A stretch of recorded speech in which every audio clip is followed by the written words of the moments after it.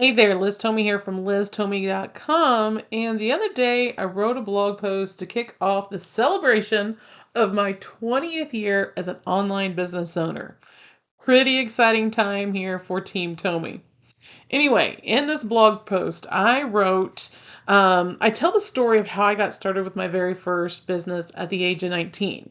And I just wanted to take a second and do like a little tour of what I was talking about in the blog post because it's kind of hard to explain. You really got to show it. If you haven't read that blog post, I'll put a link in the description of this video so you can check it out because then it'll all make sense. But most of you all reading this will be coming from that blog post, though, so you know what's going on here. So, as I said in the blog post, I was living in a little bitty town in the state of Washington and looking to make money. Being far away from everything, I didn't really have a lot of options. So, after responding to an envelope stuffing ad, I started seeing a lot of opportunities popping up in my mailbox. Yes, this was before the internet, so it was my actual mailbox. This was my start in the mail order industry where I was a leader in bringing technology to those offering all kinds of different products and opportunities via the mail. So, thanks to the Wayback Machine, I can go back in time and show you guys some of that stuff. Let me give you a little tour. Okay, so here we are. This looks like November of 2022. This is 22 years ago now. And guys, like I said, we did all this stuff offline prior to, I think it was around 2001. I started moving some of the mail order stuff online. So this was mailorder-hq.com. I no longer have this domain name. Like I said, I'm using the Wayback Machine. But this is what this raggedy site looked like. I call it raggedy now, but back then it was like, wow. And if you notice, this page was developed by RockyTopWebDesign.biz. This was my first web design service that I offered, affordable web design, did for real estate, ebook publishing service, did some SEO stuff, website maintenance. I did it all. And I did it from this site. Look at these photos from around, I'd probably be around 2000 up on the Hiwassee River in Tennessee. So that was another business I had. But this was the network of sites that I created for the mail order industry so they could get their ads online and in front of other people. I was driving traffic to this site. I was offering all kinds of advertising just for, this right here, your link on our partner sites listings at the top of this page for 6 months, $10. I mean, this is like the wild, wild west here, okay? And then I had all of these sites, and there was a description of all these sites. I'm not going to show you all these sites. IDMA was the Independent Direct Mail Association. It was founded in 1982. I was on the board for this. I was the coordinator. I was their ad person, their webmaster, did all kinds of things with that. And then orderads.com, which is like the only domain name I still have out of all of these because I just can't get rid of that.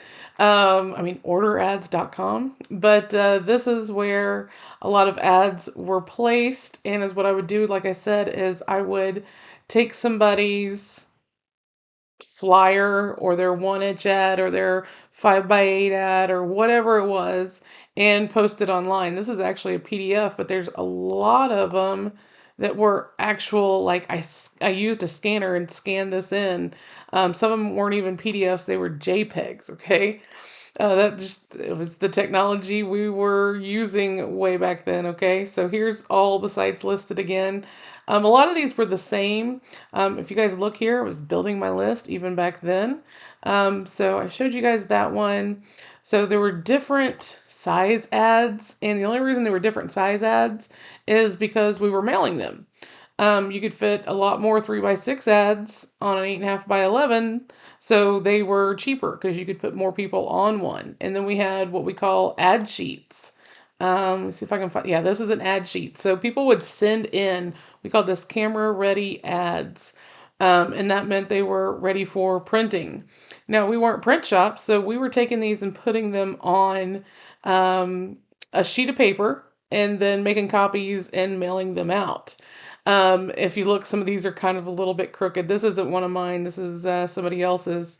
But even mine sometimes were a little bit crooked because you were literally either taping them on or using like a glue stick and, putting glue on the back and putting these on here so that you could take them and make copies of them. And this was an ad sheet. This was very, very popular. And a lot of marketers who are very well known, I won't mention any names, I don't know if they want their names mentioned, but very well known, started in this too. They were all doing this, right? All right, so there's an ad sheet. This is just, something that was mailed. There were so many different programs. There were like real tangible products that were being sold. It was all done via the mail. This was just an advertising options thing I had here. This was the very first squeeze page I ever built. Big mail, email. Big mails were, guys, we used to pay to get junk mail sent to us. They would stuff an 9 by 12 envelope full of flyers and offers and everything, and people would pay $5-10 to have this big 9 by 12 envelope sent to them. And it was like Christmas when you could order these because you would get all these opportunities, and all these opportunities also had mailing lists on them. And that was our bread and butter. Instead of having an email list, we had a mailing list that we would, like take an envelope and a stamp and like mail it. I know to some of you guys this is like mind blowing, especially for you guys under like 35, under 30. This is pretty mind blowing. My older folks though, they'll be like, "Yeah, I remember that, Liz. Don't have to explain it to me." So, we were doing all kinds of stuff. So this was like an electronic big mail. I would mail out all kinds of stuff to this list and people loved it. And then we had adsheetweb.com. This was several different, I don't know how many of these are going to open, but these ad sheets were mailed sometimes up to like 25,000, 50,000 different people. This one had a 90,000 circulation. Let's see if we can see this one. But we'll look here.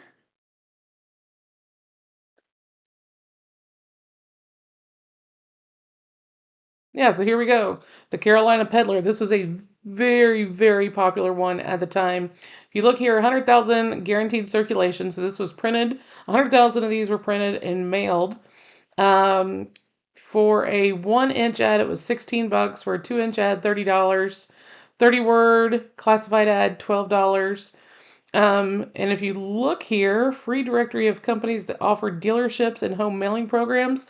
So dealerships were what we had that were like affiliate programs.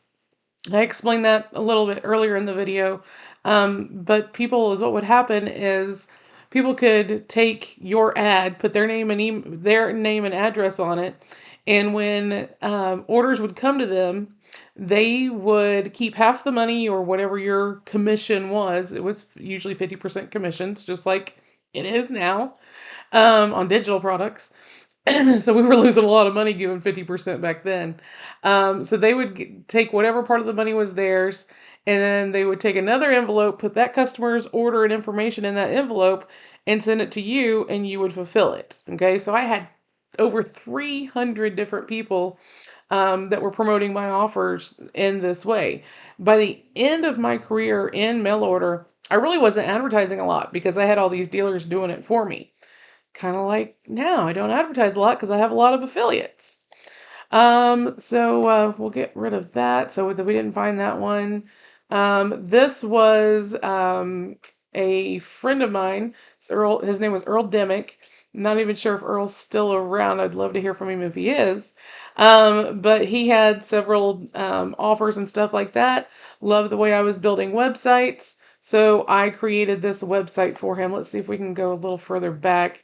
Yeah, so this is 10th of February 2003, I think is as far as it goes back. Nope, it goes to 2002 in January. I just can't get to it. That's okay. So, people loved what I was doing. This is Mail Order Connection, classified advertiser. So this was another ad sheet. Not sure if that will come up.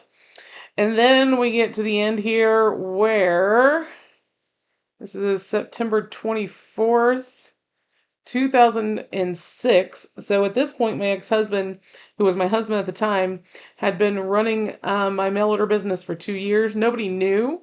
They all thought it was still me, which isn't a big deal. I just trained him to do exactly what I did. And it was pretty easy to do. So he took it over, ran it for 2 years, and then 9106 is when I closed everything down. You guys will see the crossover here from mail order, mailing, opportunities and stuff like that. Like here I have offline marketing strategies, MLM success, James Grandstaff's downline secrets. This is old, old, old stuff. Like I said, I'm using the Wayback Machine to even get to any of this stuff.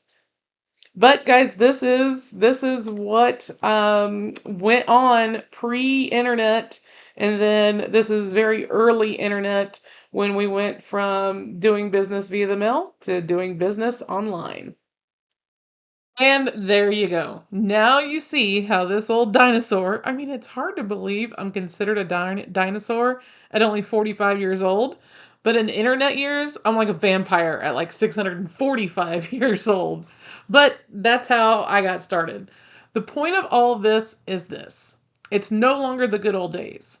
Back then, we were living in the wild, wild west of the internet and the mail order and direct mail industry, although an industry that was even older than me was always wild. But even without the internet and everything we have nowadays, I was still able to make money. With all the technology, teaching, coaches, and mentors available, right now, there's no reason you can't create that business of your dreams and use the funds from that to create any kind of life you want. It all comes down to your drive and your focus. I really hope you guys enjoyed this little trip down memory lane with me, and I'll see you in the next video.